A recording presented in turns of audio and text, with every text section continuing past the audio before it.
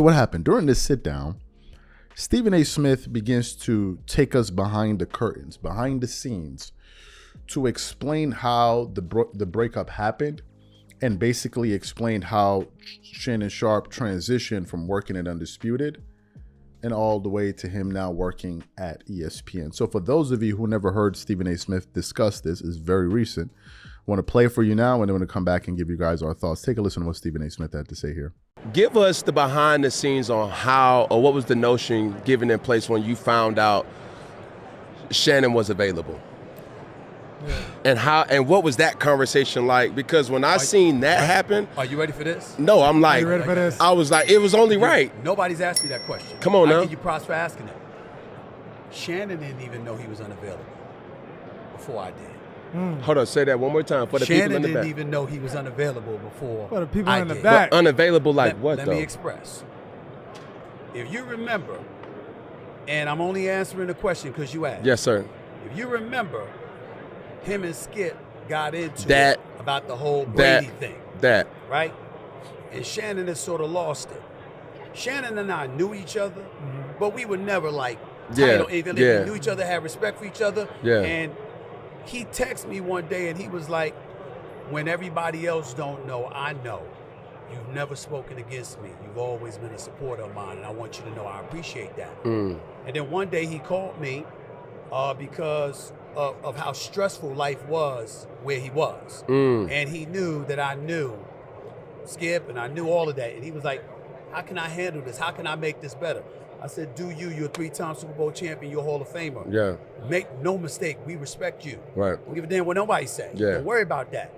And he was cool from that point forward. Then he fast forward. And then the whole thing with Damar Hamlin came back. Right? And he was off the air that day. And then he came back on the air that day and he was like trying to say something and Skip wouldn't let him finish his monologue. And when I saw that, I called him. It's over. He's like, what? I said, you won't be back. I said, ain't no inside information. Nothing like that. I'm not betraying anybody's trust or nothing. I know that man.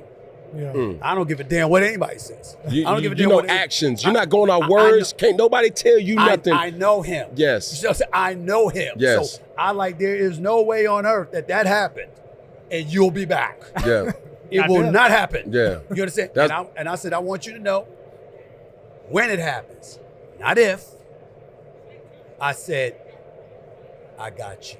You ain't gonna do that. Why did I say that? In 2009, ESPN let me go. Contract dispute. And they wrote me off, bro. They said my career was over. And there wasn't a Stephen A. Smith.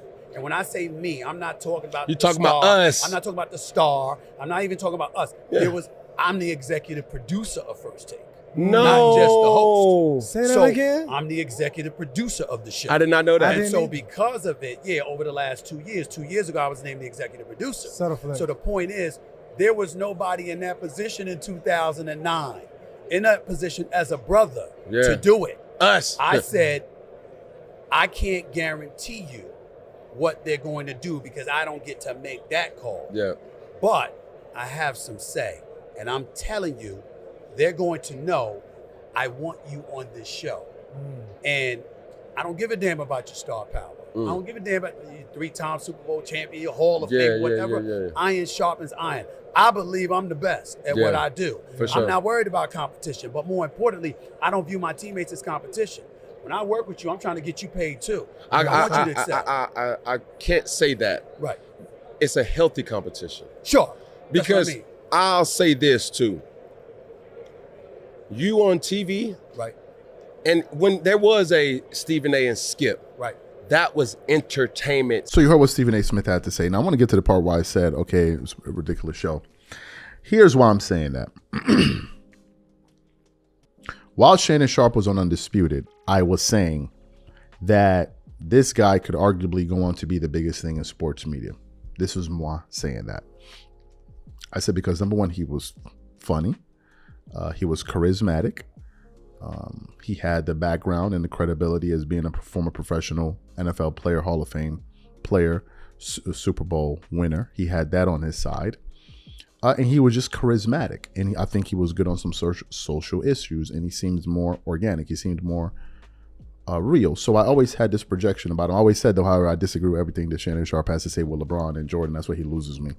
And I don't back down from that position. I disagree with almost 100%, excuse me, of what he had to say. But I think anyone with a pair of eyes and ears could see and hear that Shannon Sharpe was a hell of a talent. And the thing that kind of made me like feel like, okay, that didn't sit well with me is when Stephen A. Smith started to make it seem like, oh, well, you know, if I didn't come in and save the day, you know, like, you know, he was there on his own. You would have had to have been a total moron to let Shannon Sharpe just sit on his own and not pick him up. Do you guys know Shannon Sharpe already had to deal with the volume before he made it on ESPN? You guys aware of this? With Colin Cowherd's team, the volume? Are you guys aware of this? Well, they saw it. It was quite obvious. Who would let somebody like that go? And as a matter of fact, ever since his departure from Undisputed, their numbers have never been the same. And go look at the numbers when Shannon Sharpe is on ESPN First Take. Then look at the dip when he's not on the show. It is quite clear that this guy brought an audience with him. Go look at the Cat Williams interview.